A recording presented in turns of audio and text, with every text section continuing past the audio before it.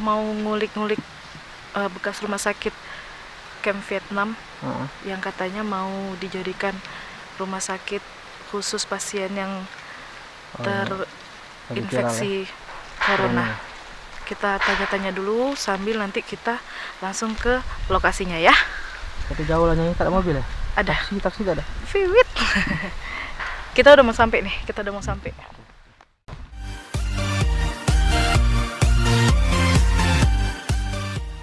Assalamualaikum warahmatullahi wabarakatuh.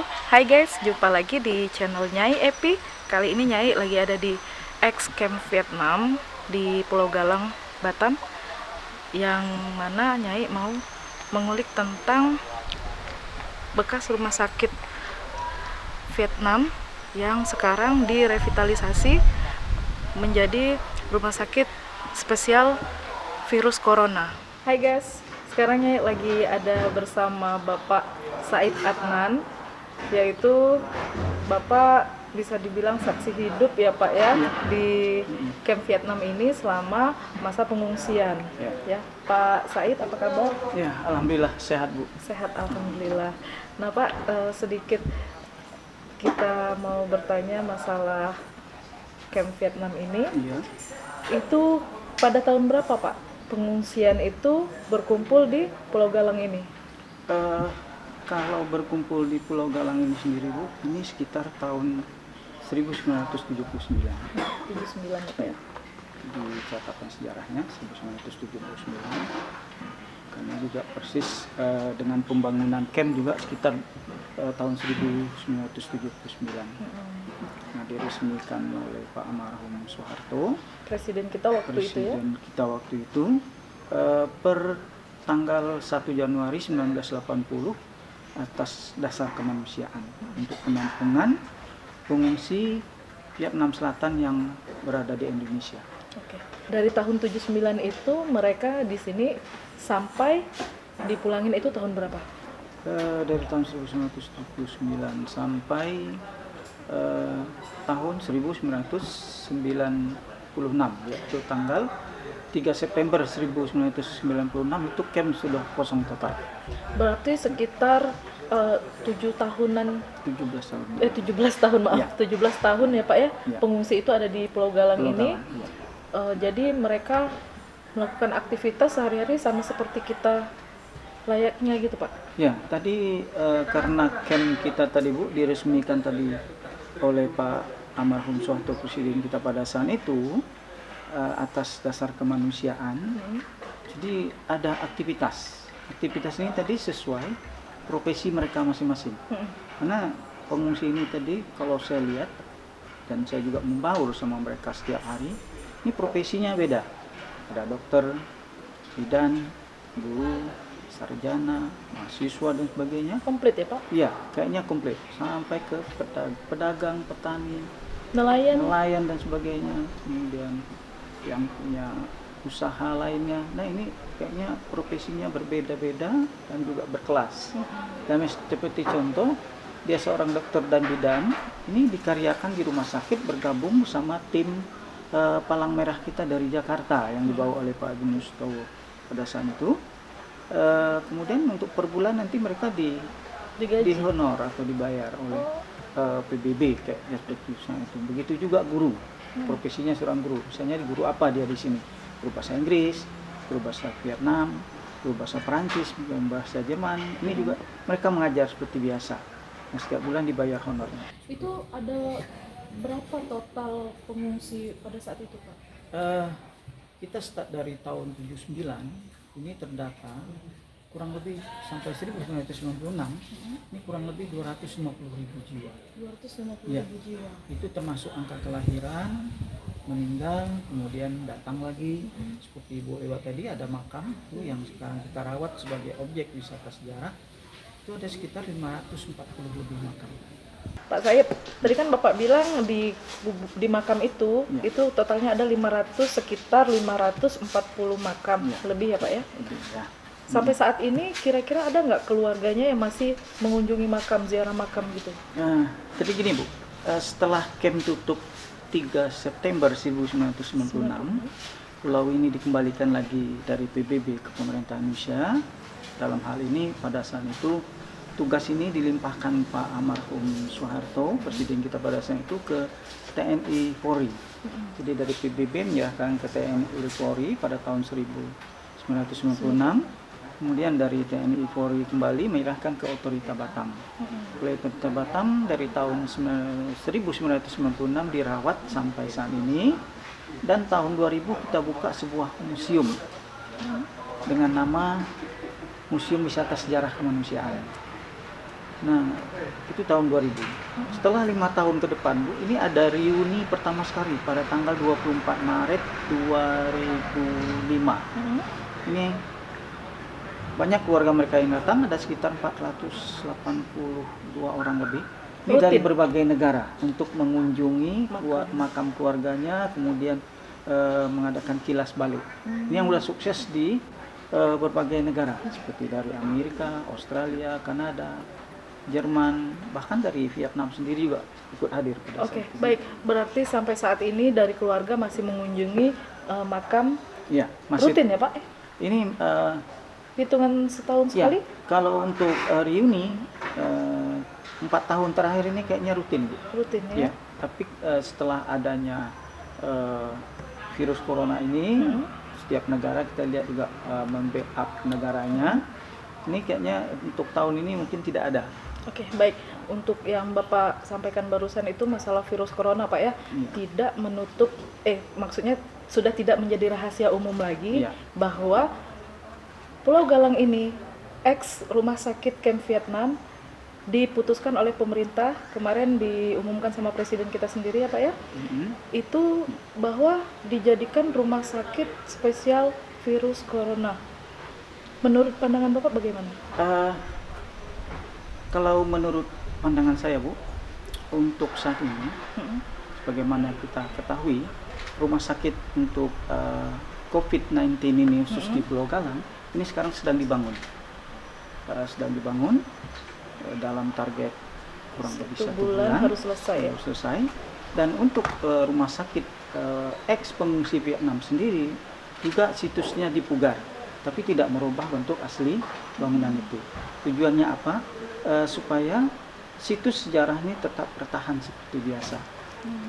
Mungkin dipugar ini, kalau kita lihat sekarang memang dipugar, diperbaharui, bentuk asli tidak berubah, saya katakan tadi itu, untuk mempertahankan sejarahnya. Kalaupun memang nanti dipakai, ini untuk para tim medis dari kita Indonesia, bahkan juga mungkin dari luar negeri, ini untuk menunggu sambil selesainya rumah sakit baru yang untuk COVID-19 ini. Oke, Pak. Ada nggak Bapak dengar selentingan dari masyarakat Galang ini sendiri bahwa mereka menolak gitu? Karena ini kan berurusannya dengan penyakit ya Pak ya? Maaf nih sebelumnya dengan penyakit. Terus ada nggak rasa takut dari masyarakat yang menolak jangan di sini gitu? Atau memang masyarakat menerima keputusan pemerintah? Memang awalnya itu pada awalnya memang menolak dengan dibangunnya di sini dengan alasan tadi virus dan sebagainya. Kemudian pemerintah kita yang terkait dalam hal ini seperti TNI, Polri, dari tim medis kesehatan, ini juga dari instansi terkait, baik itu pemerintah daerah dan sebagainya, memberikan solusi ke masyarakat, sosialisasi ya, bagaimana menanggapi hal ini, jangan sampai merasa cemas, merasa bimbang dan sebagainya, panik ya Pak panik dan sebagainya. Akhirnya alhamdulillah untuk masyarakat Galang sendiri ini timbul satu kesadaran dan memberikan pandangan bahwa ini rumah sakit ini nanti seandainya selesai COVID-19 ini kita akan mempunyai suatu rumah sakit yang sangat megah sekali, suatu kebanggaan buat kita dibangun di daerah kita. Nah ini akhirnya masyarakat menyambut dengan baik dan memberi kami juga kemarin waktu Panglima TNI dan Bapak Kapolri turun, masyarakat Pulau Galang sendiri memberikan suatu komitmen dengan perkataan bersama oleh tokoh masyarakat, tokoh agama, guru dan sebagainya. Dari Galang kami sehat, dari Galang kami bangun Indonesia. Nah, Saya merinding dengarnya nih. Nah ini ya luar biasa Luar sekali. biasa. Itulah tanggapan masyarakat Cijantung saat ini dengan adanya pembangunan virus ini. Dan mereka rumah sakit ini ya, dan mereka sendiri pun mempunyai suatu keyakinan bahwa ini adalah ujian dari Allah. Dan menganggap di sebalik hal itu mudah-mudahan ada yang terbaik untuk. Amin, Nah, amin. itu yang kita harap. Baik Pak, jadi inti dari adanya dibangun rumah sakit virus corona itu di Galang ini, masyarakat akhirnya menyambut dengan Ya. baik ya Pak ya, Menerima menerima dengan lapang dada lah Ya. ya Pak ya. Ya. Baik, untuk wisata sendiri nih Pak di Ya. Camp Vietnam nantinya ke depan, kira-kira bakal ada kena imbas nggak Pak dengan adanya rumah sakit virus corona itu di sini? Iya, untuk situs sejarah ya Bu ya, untuk saat ini saya kemarin juga mendampingi Bapak Panglima TNI, beliau berkunjung.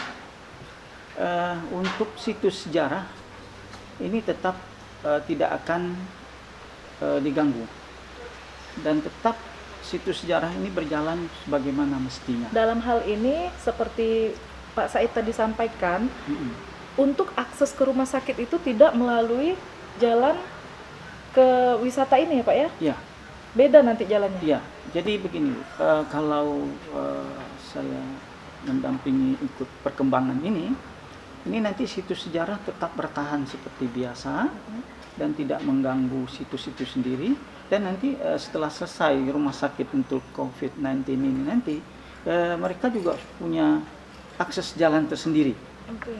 Untuk seandainya ada pasien yang sakit dan seperti itu nanti ada jalan tersendiri dan tidak melewati situs sejarah ini. Oke, baik. Jadi untuk masyarakat atau netizen sekalian itu tidak perlu khawatir ya Pak ya kalau mau mengunjungi tempat wisata Camp Vietnam ini, karena memang akses untuk ke rumah sakit itu sendiri beda, tidak melalui jalan wisata ini. Ya.